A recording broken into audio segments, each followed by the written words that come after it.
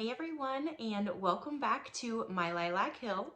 If you're new here, my name is Brittany, and in today's video, I just wanted to share with you some of the seeds that we purchased when we visited Baker Creek Heirloom Seed Company in Mansfield, Missouri.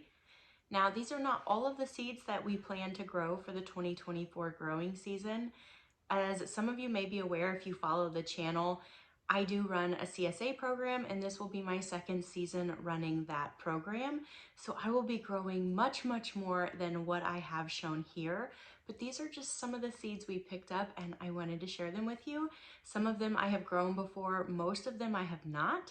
And so I'm curious if you have grown them. Please leave me some information and maybe some comments on whether or not you liked this particular variety in the comment section below.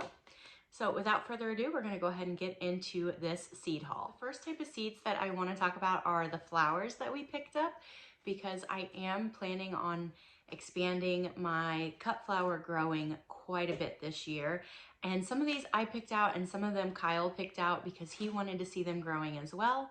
So the first one is one that Kyle really wanted, and it is the Mongolian giant sunflower. So I don't know if you've grown these before, but on the back of the packet, it says that the heads are anywhere from 16 to 18 inches across, and they can be as tall as 14 foot on the stalk.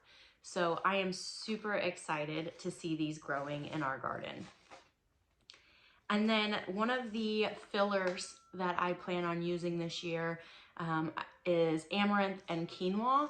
So I picked up this Brightest Brilliant Quinoa. I just thought the colors were really beautiful. And I plan on doing a lot more trellising this year, and I want to mix in some of my flowers with my vegetables in the garden on those trellises, just to kind of attract more pollinators and just give some visual interest to the garden. And so I plan on picking up several different varieties, but this variety of nasturtium is called Bloody Mary, and I just thought that the contrast between the yellow and that red was really pretty. Especially if you've got a trellis that is full of like a squash or a cucumber variety and all of the leaves are green, that contrast is going to be really pretty. And then I picked up some, I don't know if I'm saying this right, but minion single mix dahlias. And I thought that would be really neat, especially with some of the other colors like that quinoa. If I get that back out, like the quinoa used as a filler and with some of these dahlias, I thought that would be really pretty. And then I love zinnias. I know everybody loves zinnias, and zinnias are kind of like the basic girl flower, but I don't care. I love them. And I'm going to buy every variety I can get my hands on. And so the Queen Lime series is, of course, a favorite of mine.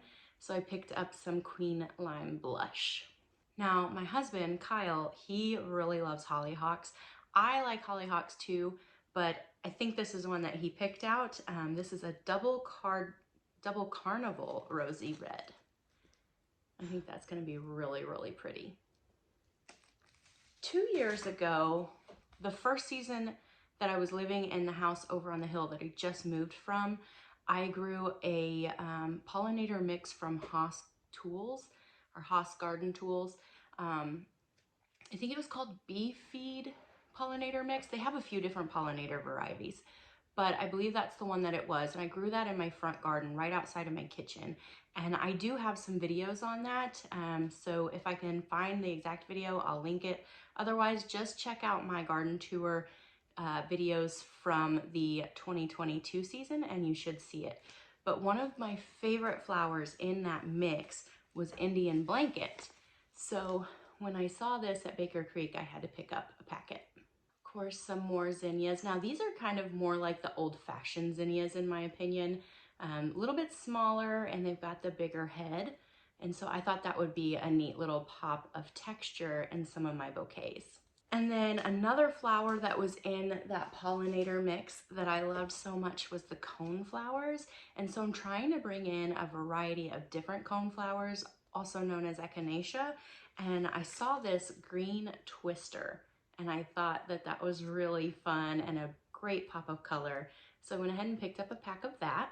Kind of moving away from some of those brighter colors and back towards some of the muted fall colors that I really like so much. I picked up this Sahara Rudbeckia, and I am very, very excited for this one. Rudbeckia is one of my favorites, especially in these fall colors. So that's it for the flowers. And now we're gonna move on to more of the edible varieties that I picked up. We'll start with some of our beans and peas. Blue Lake Bush Bean is just one of our favorites, and we actually picked this one up for Kyle's mom. She really likes the Blue Lake Bush Bean, and she picked up a pack of seed for last growing season, the 2023 growing season, and it ended up not actually being Blue Lake. So we're thinking, hopefully if we get this from Baker Creek is a very reputable seed dealer. I know that mistakes happen with packaging and labeling, but I'm hoping that these are actually the Blue Lake Bush variety, and so we plan on giving her some of these as well.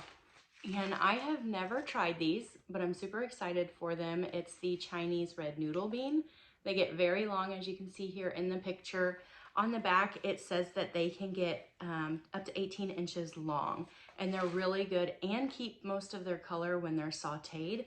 So I'm really excited to bring a pop of color to our plate, especially in the summertime when we do a lot of stir fries. And as I mentioned earlier, I plan on incorporating a lot more trellising into my gardens this year in 2024. So I decided to pick up some peas. I had never grown peas before because really they do need trellising, and they take up so much space if you don't properly trellis them. So I just never really messed with them, but I picked up some Sugar Daddy peas, mostly for my CSA members, but I have a few other varieties of peas that I plan on picking up as well. And then I have about 500 beet seeds of just the regular traditional red beet, but we love beets here. And when we saw this, I'd never grown a cylindrical variety of beet before. So this is the Cylindra. And what it says on the back is that it's nicknamed Butter Slicer because of its smooth texture and sweet, tender flesh. So really hoping that these end up being delicious because we love beets. We know how great beets are, but a lot of people just don't really understand how great and multi-useful beets are. We put beets in all kinds of things. So I plan on using this for my CSA members to introduce some people to beets that might not have actually had them before or might just think that they don't like them. And now moving on to kind of like our squash varieties. I have been wanting to grow this variety for a while, but again, I did not really have the space or the resources to do a lot of trellising. I guess I had the space, but I didn't have the resources to do a whole lot of trellising the last couple of years in my garden. And this year I do. And so because of that, I'm able to pick up a few more varieties that would take up a lot more space if they weren't trellised. So this is the, well, I call it the Tromboncino squash, but it's Rampicante, and it's an Italian variety. And I'm super, super excited for this one. Also picked up, and I think this one might be one that Kyle picked up. I have no idea if I'm saying this correctly, but I think it's Kaboka squash. And on the back, it says that it's a Japanese buttercup type squash, very sweet and fine textured with a nutty taste. So we're thinking that that would make a really good soup and also just really good roasted. We love to have squash that we can store in our cellar for the winter. I think this is gonna be a good one for that. Also picked up one more squash, and this one I know Kyle picked up. He loves butternut squash, and this is Tahitian melon squash, which is a butternut type of squash, but it's very large. They can get up to 40 pounds. So very, very excited to grow this one. And then I picked up one variety of melon while I was there, and I have not grown this variety for a couple of years because I couldn't get my hands on any seed. They were always sold out. So when I saw it, I had to pick it up, and that is the Kachari melon. I really love this melon. I have grown it one other time successfully, and I should have saved seed, but I just didn't. And so now that I have this, I will be saving seed moving forward. Okay. The last group of seeds that I want to go through with you that we purchased are some peppers. I love peppers. In fact, this season I grew 118 pepper plants, and we have peppers in our freezers all for the winter. We ate on peppers. We shared with family and neighbors all summer long, and it was just a phenomenal pepper year. So I'm still kind of living on the high from this year's season, hoping that next year I have just as successful of a garden with peppers. And so one of the first ones I picked up is the Ajvarski pepper. And the reason I picked this up is because one of the other channels that I watch, and you're probably pretty familiar with it too, it's a very big channel, is Living Traditions Homestead. And they don't live too far from, well, from me and also from Baker Creek. And they are a huge supporter of this pepper, and I've heard them talk about it so much that I just decided I had to try it. So that's the Ajvarski.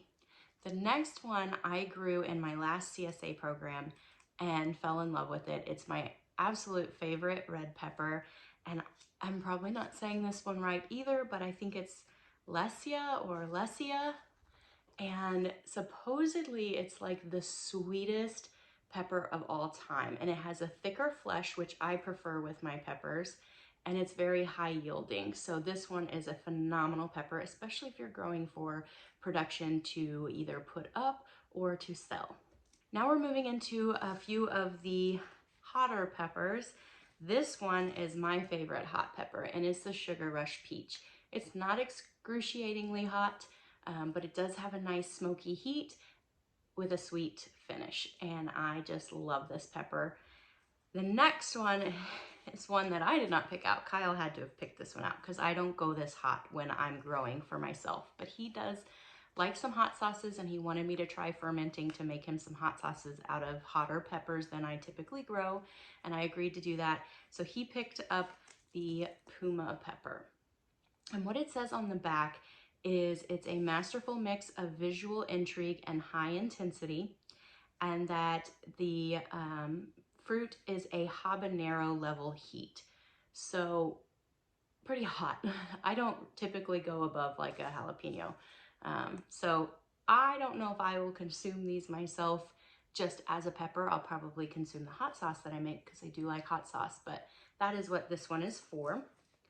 And then because he purchased his group of seeds and I was still kind of looking at seeds, and I purchased my own group of seeds, we did end up getting 2 free seed packets while we were there. So the one that I picked out is the spoon tomato, and it says it's a micro mini fruit, maybe the world's tiniest tomato. It's fire engine red, and it says it's got a tangy tomato flavor. So I'm really excited to grow these. I've seen a couple of other YouTubers that have grown these, and I've seen mixed reviews on them. So I'll be excited to give you my opinion on them after the growing season. The free seed that Kyle picked out, it's no surprise, it was a pepper. And so I think it's called a datil or a datil pepper. And it says on the back, I can guarantee you I will not be trying this because of what the back says, but it says blazing vicious heat. So I guess we will see. Maybe I'll try to do a video of Kyle trying one of these peppers because I will not be trying one if it's vicious heat. That's too much for me. So that was all of the seeds that we purchased. Now, I did get one other thing while I was in the seed store. I bought a lot of stuff at Baker Creek, but while we were in the seed store itself, I picked up one other item. It was something that I knew I was going to purchase before even going there. And that is the Old World sourdough starter. It's dehydrated sourdough starter. I have purchased this from them once before, several years ago, and I loved it. The only reason I'm purchasing it again, because as those of you who have done sourdough before, you just keep feeding your starter and you have it as long as you maintain it. Well, I have forgotten about it in the fridge for well over a year before and been able to salvage it. It wasn't moldy or anything, so I salvaged it. But I actually dropped the jar and the jar broke. And so there was glass pieces in it and I had to throw my starter away. So I will be starting over from scratch with this starter, and I will probably film it and kind of do a little series on getting back into sourdough. It's been about a year since I've done any sourdough because I broke my starter. So we'll see. Hopefully I still have the hang of it. But that is what we picked up when we were at Baker Creek. I will be purchasing more seeds and the bulk of my seeds for that CSA program around the new year. And of course, when those seeds come in, I will do another massive haul and show you everything that's going to be going into the CSA. I know I've got a lot of questions on that program, and I will be doing a Q&A video here soon. But for those of you who are interested in that program or curious what I'm growing, you'll definitely want to stick around for that seed haul video. So that's it for today. I will catch you guys in the next video, and I thank you so much for watching. Have a great day.